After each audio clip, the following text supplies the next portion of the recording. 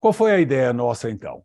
Oferecer um breve panorama da sintaxe espacial no Brasil. E devo começar com o meu encontro com Bill Hiller e os seus desdobramentos. Eu tive o privilégio de conhecer Bill Hiller em 1976, no ambiente intelectual extremamente gratificante da Bartlett School of Environmental Studies, na denominação daquele momento, desculpa, está havendo um probleminha aqui na passagem automática dos slides. E no ambiente intelectual que era formado na Bartlett por Bill, por Juliane Hanson, por Adrian Lehman e por Alan Beatty, além de outros colegas da Bartlett. Eu fui para Londres em busca de algo que estava escondido no título de um dos cursos oferecidos por Bill, que chamava-se Spatial Morphology, Morfologia Espacial. Daí resultou no desdobramento, no mestrado, a minha dissertação de mestrado, Espaço e Módulo de Produção, e a tese de doutorado, o Espaço de Exceção, Exceptional Space, ambos orientados por Bill. Eu fui para Londres motivado pelo impacto que eu tive na passagem do ano de 1975 para 76, quando eu visitei pela primeira vez o sítio arqueológico de Teotihuacan. Qual não foi minha surpresa ao chegar em Londres, que Bill Hiller era também extremamente fascinado por esse lugar. Quando você põe os pés em Teotihuacan, como aconteceu comigo em 75 para 76, dezembro, janeiro, na virada do ano, eu disse, não é possível. Eu estou diante de uma Brasília do século III ao século VIII de nossa era. Como era possível que houvesse uma relação tão próxima entre dois fenômenos socioespaciais tão separados no tempo e no espaço? E essa pergunta foi a pergunta que eu carreguei para Londres e tive a agradabilíssima, surpresa de verificar, de checar que, em grande parte devido ao caso, eu não me canso de dizer, eu encontrei no trabalho que Bill vinha desenvolvendo já com seus colegas a partir do início dos anos 70, uma abordagem pela qual ficava claríssimo para mim que era impossível fazer história sem teoria, assim como era impossível fazer teoria sem história. O livro fundador, o livro no qual, pela primeira vez, com mais amplitude, são expostos os principais axiomas, conceitos, método e técnicas da teoria da sintaxe espacial, é um exemplo máximo para mim na literatura da arquitetura até hoje, nesse sentido, no sentido da aproximação entre esses dois aspectos, a história e a teoria. De volta a Brasília, eu, em 1980, eu não resisti em levar para os meus alunos de graduação, na disciplina de Projeto Urbanismo, essas preocupações. E a temática desenvolvida naquele momento pelo grupo de estudantes foi uma temática relacionada a um assentamento autoproduzido pelos trabalhadores que vieram para Brasília para construir a barragem do Paranoá, ou seja, a Vila Paranoá. E, com perdão de, eventualmente, lacuna da citação de alguns nomes, essa minha proposta de reflexão e de desenvolvimento teórico em projetos de urbanismo contou com a adesão entusiasmada de um grupo de estudantes que formaram um grupo de estudos paralelo à disciplina, formado essencialmente por Cláudio Ascioli Júnior, Sandra Mello, Silvio Cavalcante e Mariluz Esteves.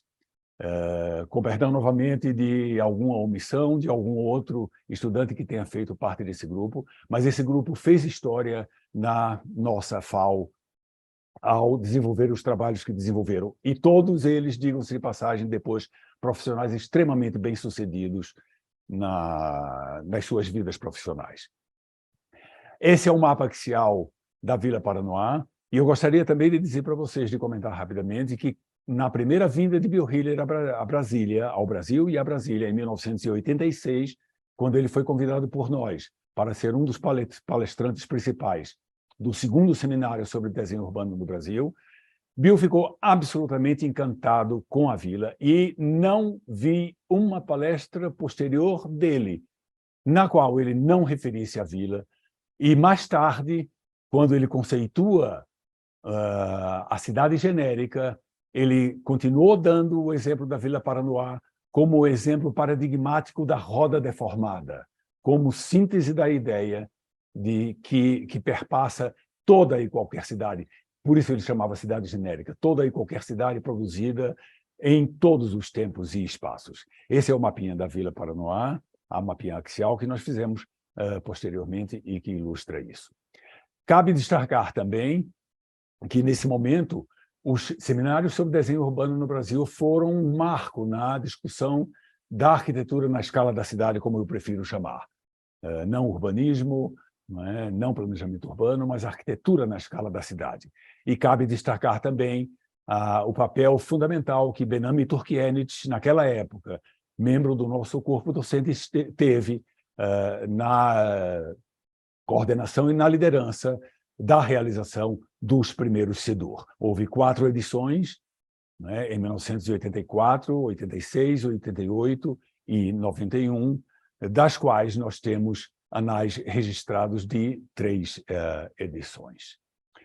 Paralelamente, nosso grupo de pesquisa foi se estruturando e foi formalizado em 1986, que se chama Dimensões Morfológicas do Processo de Urbanização, dentro do qual já foram produzidos trabalhos como este aqui, que é um trabalho pioneiro, no sentido de ter sido o trabalho que, pela primeira vez, elaborou um programa de processamento dos mapas axiais, uma técnica conhecida da sintaxe espacial. Esse trabalho foi publicado em 88. E eu quero dizer que o grupo de pesquisa, que tem por série física o Laboratório de Configuração Arquitetônica, teve por membros pioneiros, como eu já citei, Benami Turkienich, mas também Márcio Vilas Boas, Mário Kruger, Marielaine Kohlsdorf, Gunther Kohlsdorf, eu e outros colegas que, pouco a pouco, se juntaram também ao grupo de pesquisa. Extremamente longevo, o nosso querido Dimpo. O foco e a nossa preocupação central era investir na construção da disciplina da arquitetura. Não que essa coisa fosse nova, não que a disciplina da arquitetura estivesse sendo inventada naquele momento. Porém, nós resgatávamos uma tradição milenar que data até Vitrúvio, com o seu modelo de 3 funções. Na verdade, esse aspecto dimensional, esse aspecto relacional, arquitetura versus gente, que Gunther assinala com muita propriedade, data das 3 funções básicas de Vitrúvios, Fírmitas, Comóditas e Venustas. A ideia é resgatada por Bill Hiller e Adrian Lehman no modelo de 4 funções que eles propõem nesse texto de 1976, cujo ano é o ano que, pela primeira vez, a expressão sintaxe espacial aparece em forma escrita, num ensaio publicado na revista Environmental and Planning B. Naquele momento, as 4 funções de Bill e Adrian eram os que eles chamavam modificadores da pré-existência arquitetural, funcionais, bioclimáticos, econômicos, expressivos simbólicos. Na sequência, Gunther e Marielaine propõem um modelo de 6 funções, desdobrando esses aspectos de desempenho da arquitetura, lançando o livro clássico, que é um verdadeiro tratado de configuração arquitetônica, chamado Ensaio sobre o Desempenho Morfológico dos Lugares. Não importa tanto a ideia de serem 3, ou 4, ou 6, ou 8 dimensões de desempenho, como eu prefiro e como apresento desde a tese de doutorado. Mas o que importa é o espírito da coisa. O que importa é que a arquitetura é uma situação relacional. Mais que isso, importa que, naquele momento, nós estamos trazendo para a boca de cena a arquitetura como disciplina, transformando a visão mais tradicional da arquitetura não como adjetivo, como, por exemplo, sociologia arquitetônica ou sociologia urbana, onde a arquitetura é um adjetivo de uma disciplina que está em outros campos disciplinares.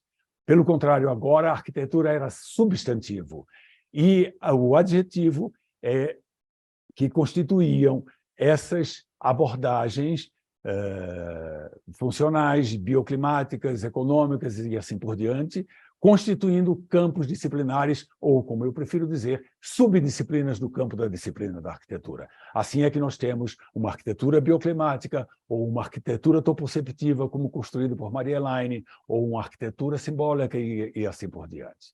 Ou uma arquitetura sociológica, que é a minha praia de predileção. Desdobrando um pouco mais a ideia das relações entre teoria e história, me fascina a história de tempo longo, como é apelidada por Fernand Braudel. E desde que eu fui mordido pela mosquinha do livro, a mosquinha sintática do livro A Lógica Social do Espaço, com aquele panorama fascinante, milenar, de assentamentos humanos e da discussão de sua lógica espacial, eu não me canso de buscar as relações entre assentamentos tão díspares, lugares tão díspares no tempo e no espaço, como, por exemplo, Stonehenge, as pirâmides de Giza, a Acrópole de Atenas, o centro cerimonial maia do Uxmal, a cidade proibida de Beijing, Versalhes e tantos outros, assim como, numa outra vertente, distinta dessa primeira, Asilar, de 7.000 anos antes de Cristo, Pompeia, um assentamento, uma vila pueblo da cultura Hopi no sudoeste dos Estados Unidos, a Siena medieval, ou a colonial Ouro Preto, ou, novamente, a favela autoproduzida pelos trabalhadores da Vila Paranoá. Passando, como eu disse para vocês, eu estou oferecendo para vocês uma visão enviesada, ou seja, cada um de nós pinça aqueles elementos que mais lhe apaixonam no campo da teoria da sintaxe espacial. Né? E eu estou fazendo isso com vocês. Eu estou pensando realmente, oferecendo manchetes que, para mim, ilustram esse fascínio que eu tenho pela teoria. Um dos axiomas fundamentais da teoria, e que está nos parágrafos de abertura do livro A Lógica Social do Espaço, é este aqui. O espaço é função de formas de solidariedade social. E nesse axioma fundamental da teoria, vocês já veem como se juntam as duas dimensões. A dimensão espacial da arquitetura e a dimensão social das formas de estruturação dos modos de convívio, das relações das pessoas entre si. E eu amplio isso, inspirado também em outro mestre, no caso Evaldo Coutinho, para referir sempre, como eu prefiro, não o espaço como função de formas de solidariedade social, mas a arquitetura, porque isso inclui, de forma mais ampla, os seus elementos fim e os elementos meio, ou seja, espaço e forma, a dimensão mais propriamente espacial arquitetônica dos lugares, como diz o querido mestre Evaldo Coutinho, e a sua dimensão prática, a inevitabilidade prática de você lidar com elementos escultóricos, ou seja, com a forma e com os volumes para a definição do espaço. Okay? Um outro aspecto que, para mim, foi uma epifania, das inúmeras epifanias com as quais eu deparei no trabalho de Bill Healy e de colegas, é o conceito de classe social. E agora eu remeto a vocês para um livro fascinante que eu estou lendo recentemente, que se chama O Despertar de Tudo, de David Graeber e dois Davids, David Graeber e David Wengrow, um arqueólogo, o outro antropólogo, que foi recentemente traduzido no Brasil, pelo qual eles, nesse livro, eles revisitam a história das sociedades humanas, mostrando como, de primitivas e simples, as sociedades não modernas não tinham absolutamente nada. E eu faço com isso o link para a definição de classe social que Bill nos oferece. como grupos de formas de solidariedade social antagônicas. Quando você tem essas formas de convívio, esses modos de interação que clivam de forma antagônica grupos distintos, nessas sociedades você tem classes sociais distintas. E o exemplo entre os povos originários brasileiros, mais emblemático disso, é a sociedade Bororo. Para mim, seguindo o conceito de Bill, uma sociedade dividida, sim, em classes sociais, cujo rótulo são os gêneros, né? Não são o modo de produção, ou sistemas de poder, ou o conjunto de ideias e representações, mas é a forma de convívio espacial e transpacial dos gêneros que revela como essa classe, como essa sociedade é uma sociedade profundamente assimétrica, embora não desigual economicamente, é preciso deixar claro, né? Mas profundamente assimétrica que se estrutura. O item 6, artefato como sociedade, sociedade como artefato. Novamente, é um desdobramento da ideia original. Em outras palavras, queiramos ou não, o mais simples gesto arquitetônico, o nosso traço, nasce prenhe de conteúdo social, nasce prenhe de implicações que são colocadas, materializadas e que dizem respeito, estão relacionadas com a maneira pela qual as pessoas se distribuem no espaço estaticamente ou se movem dinamicamente por ele. A arquitetura é, assim, uma das formas mais poderosas pelas quais a sociedade é constituída, reconhecida e reproduzida. Por outro lado, é uma contribuição fundamental do Bill também, que a sociedade agora não é simplesmente um conjunto de modos, um conjunto de ideias e representações abstratas, mas é concretamente um artefato, é um sistema de arranjos de corpos no espaço e no tempo que formam padrões reconhecíveis. Ou seja, quem se encontra com quem, quantos, onde, fazendo o que e quando. E aqui vocês têm exemplos de leitura de sociedades, de maneira extremamente variada em termos do tamanho e do tipo dos arranjos sociais. E eu começo com um extremo exemplo, que é um monge que vive isolado no mosterium flutuante no meio de um lago cercado entre montanhas. E eu trago isso de um filme fascinante, que eu sugiro que vocês vejam, se não ainda o conhecem, chamado Primavera, Outono, Verão, Inverno e Primavera, um filme sul-coreano de 2003. No extremo oposto, a reunião de 3,2 milhões de pessoas na praia de Copacabana por ocasião da missa rezada pelo Papa Francisco. E pelo meio do caminho, alguns exemplos, muito rapidamente, como, por exemplo, um acrobata exemplificando o seu saber fazer num sinal fechado no trânsito de Brasília. A seguir, um pequeno grupo de estudantes num encontro, num congresso na cidadezinha de Alcântara, no Maranhão. Depois, a multidão nas ruas de Copacabana, numa relação secular, cotidiana e rotineira.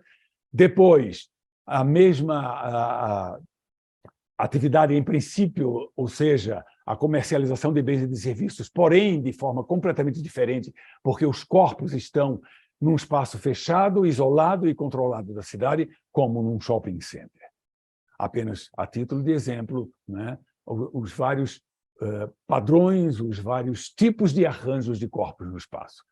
A seguir, a ciência é descrição. É extremamente polêmico, eu sei, mas eu gosto de enfatizar essa máxima que o Bill gostava de comentar conosco. Ciência é descrição. Ciência é uma maneira de você abordar a realidade para entender a sua natureza profunda. E aí eu contraponho essas duas imagens.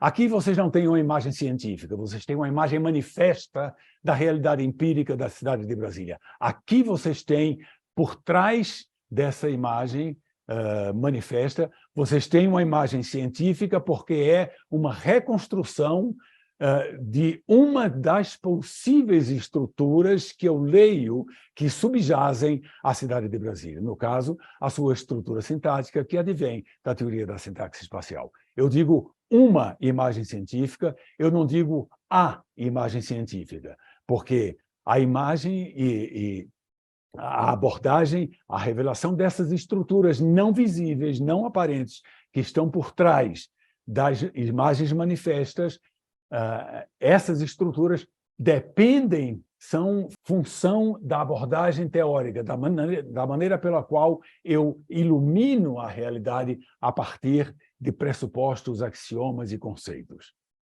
Portanto, a depender dos conceitos e das teorias, eu tenho imagens científicas do mesmo fenômeno completamente distintas. Agora, o próximo item é o projeto como processo de conjectura-teste.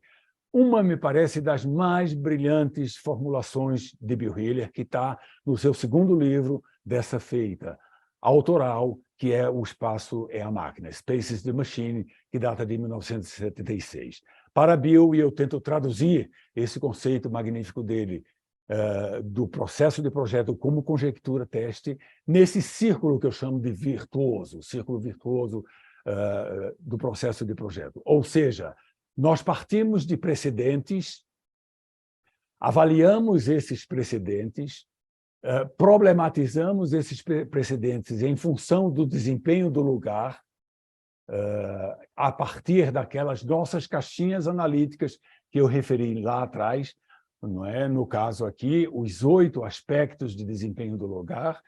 Em função dessa problematização, nós lançamos uma conjectura que agora sim é uma conjectura inevitavelmente intuitiva e holística, que utiliza subjacentemente todo aquele conhecimento produzido não só pela pesquisa recente, como também por todo o conhecimento e pelos valores que nós temos socializados na nossa inserção na realidade social à qual a gente pertence. Okay? Então, nós temos esse círculo virtuoso contínuo em que nós temos os precedentes que causam uma certa situação projetual, causam um certo lugar, que é avaliado analiticamente pela sua decomposição analítica a partir dessa abordagem aspectual e que desemboca num novo estado de coisas, que, por sua vez, ao longo do tempo, será avaliado e será transformado por nossa prática contínua e interminável.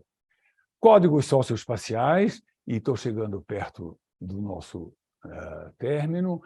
Os códigos socioespaciais são estruturas de relações. Isso, novamente, é muito explorado por Bill e Adrian nesses textos seminais que eu referi para vocês dos anos 70. Os códigos são relações que se estabelecem entre lugares e grupos de pessoas. E esses códigos estabelecem uma valorização dos lugares pelas quais nós escolhemos alternativas de um devir possível e desejado.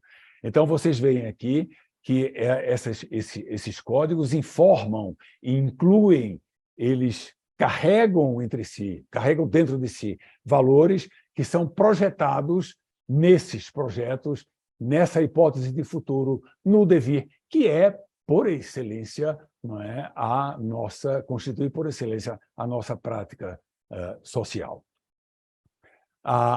Nós temos, inclusive, não só em termos de dimensões, códigos, não é, universais, grupais, individuais, mas dentro de cada uma dessas categorias nós temos códigos específicos culturais, como, por exemplo, o código da classe média, ou o código da classe trabalhadora, ou o código da arquitetura produzida socialmente e sem autoria, ou o código da arquitetura produzida com autoria ratificada pela corporação profissional, e assim por diante. 10, a função genérica da arquitetura, também uma outra questão fundamental e que aproxima, no caso, Bill Hiller, de outro autor fascinante, que já não está conosco, Stanford Anderson, quando Anderson diz que a função ou arquitetura funcional, em arquitetura é uma ficção em 2 sentidos. É uma mentira e é uma narrativa. É uma mentira porque uma arquitetura funcional simplesmente é impossível, na medida em que a arquitetura é multiplamente determinada por todos aqueles 8 aspectos de desempenho que nós vimos antes. E é uma narrativa, porque não é o que a arquitetura organiza que interessa, mas é o como ela organiza que interessa. Por exemplo, escolas podem apresentar a mesma função genérica que hospitais, Do ponto de vista morfológico, uma escola pode ser organizada, a sua estrutura de permeabilidades, barreiras, opacidades e transparências podem ser similares a um outro edifício cuja função é completamente diferente.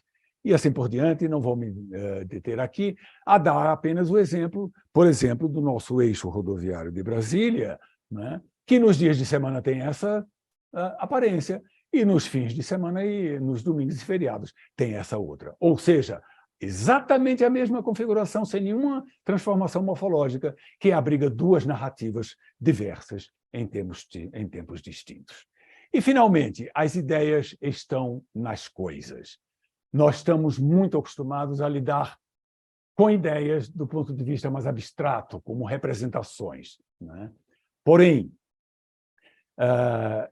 do ponto de vista do meu contato com Bill e com a teoria, o que me fica mais é uma filosofia do que uma ciência.